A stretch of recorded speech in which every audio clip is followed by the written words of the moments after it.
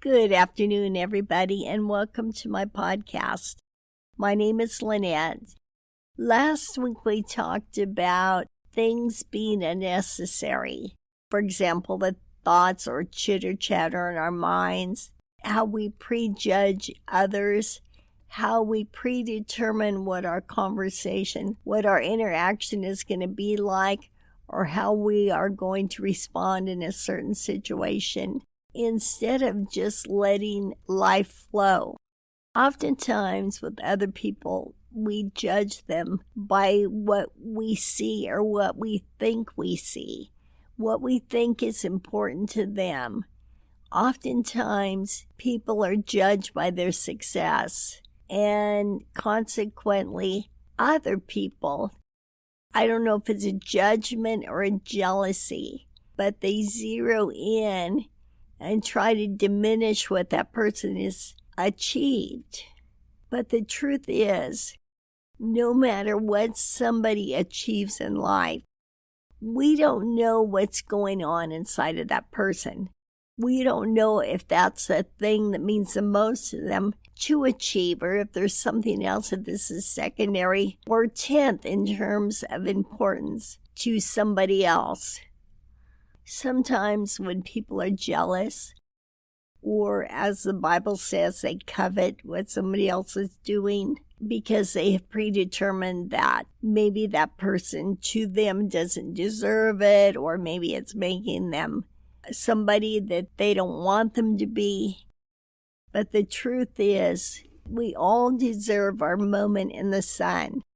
In the past, we've talked about if you work hard at anything, you can become and achieve and learn and do anything you want to do. We all have that ability. We just have to put the effort into it. And not negative effort. We'll go back to that chitter-chatter, negativity, predetermined outcomes, not any of that. But just with a clear head. Work hard, stay focused on what you're doing. And then when you achieve it, you don't need the approval of anybody else. However, when you get it, you have that moment in the sun, and you deserve it because you worked hard. You know how hard you worked. And no matter how others observe it, you know you deserve it, and that's okay. There was something I was working on, and I felt spiritually guided. I felt like God was guiding me. I know it wasn't me. I know it wasn't my own doing. I know I was being divinely guided to do this. So somebody said to me, I can't remember the exact words, but something about, that was good what you did. And in my heart, in my head, it didn't matter what they said. No matter what they said, had no bearing on how I felt. Because I knew that it came across the way it was supposed to come across. Because I was divinely guided. And that's what I'm trying to stress to you about praying and meditating. Keeping all the chitter-chatter away. Keeping a clear head. Because when you're divinely guided, no matter what you do is going to come across the way it's supposed to. There's been times that I think, rather, it might be something as simple as a posting on Facebook or any other social media, where you think, wow, this is going to get a lot of likes because it's so important, it's so interesting. And boom, it doesn't get anything. And then you can put something minor that you kind of think, should I or shouldn't I put it on? And bam, it gets a lot of attention. So we don't really know what's going to resonate with people, but God knows what's going to resonate with people. And if you look to Him for that divine guidance, you can't go wrong. You really can. And then you have confidence because you know that it's not you, it's Him working through you. And you know whatever He does is perfect. I've had that happen over and over again. And it's such a feeling to release it. And no matter what anybody says, no matter how anybody acts, it doesn't matter because you know that it is the way it's supposed to be. It is resonating with the people that it's supposed to resonate with. Not everything is for everyone, but just as long as it reaches the 1, 2 people, 10,000 people, 1,000,000 people, whoever it's supposed to reach, whatever it is you're doing. Like I said, even if it's just one person, then you are successful in doing whatever it is that you are doing. And consequently, we have to understand that with others as well, that they are doing what they're supposed to be doing. And if they do boast about it a little bit, it's okay because it's something they need. Nobody needs to put that person in their place. Obviously, they're lacking in a certain area. So if somebody feels really good about themselves for something they've done, it's okay. Like I said, we all deserve our moment in the sun. And possibly they haven't evolved to that point where success, if you truly believe and trust and have faith and trust God, it isn't our own anyway. If you take the steps to pray, to meditate, to be positive, to be open to the Spirit working through you, it's not really you that has accomplished this, but you have become a vessel. And by becoming a vessel and doing that, to me, is an honor.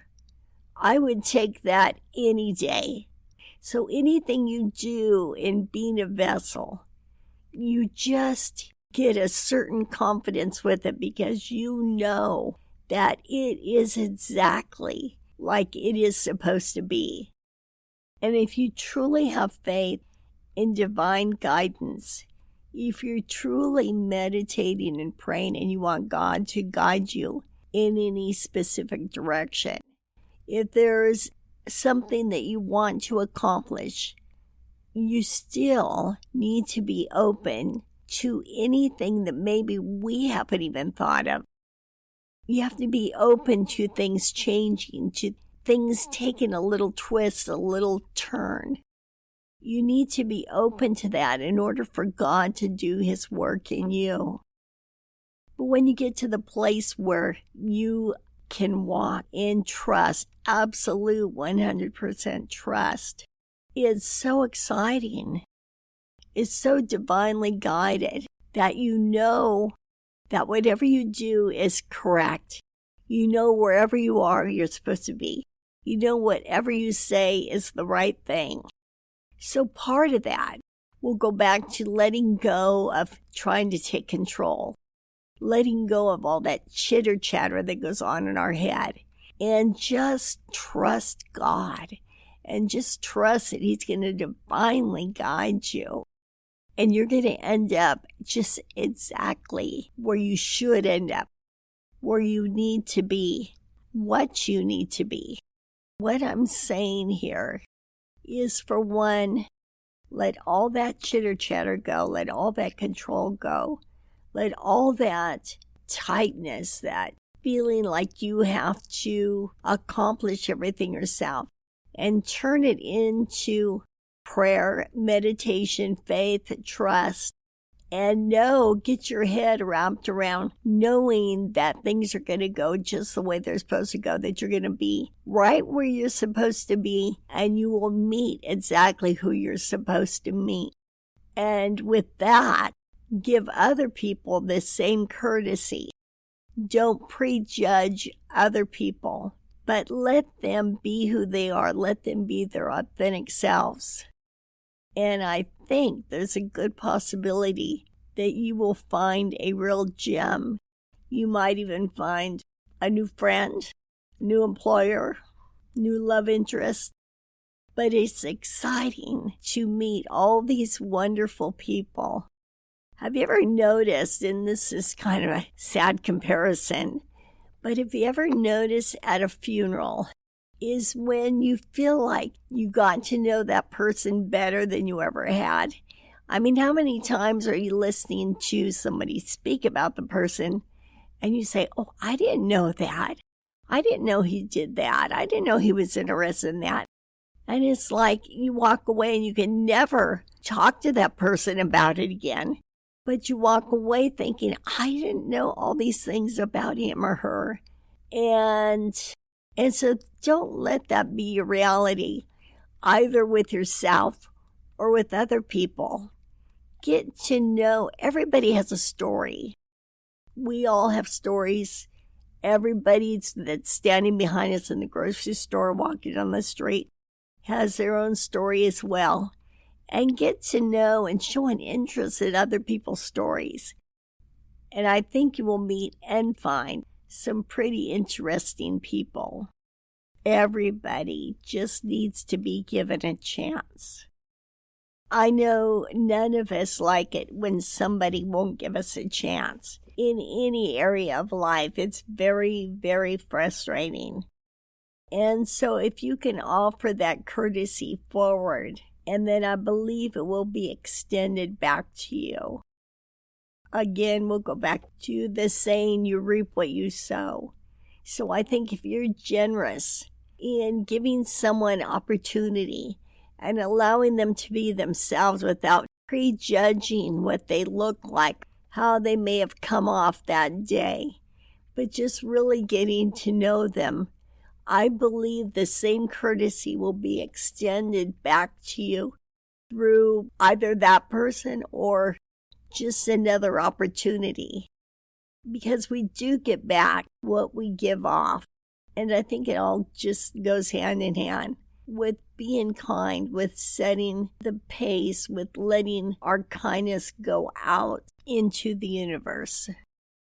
It's real interesting how it works with certain people. For example, I was having lunch with someone the other day, and there has been something that in a roundabout way came from this person. And I wanted to have a conversation about it because I wanted closure. I didn't want to think about it any longer. But every time I brought it up, they would say, I don't want to talk about it. Okay, we're not going to talk anymore, blah, blah, blah, blah, blah.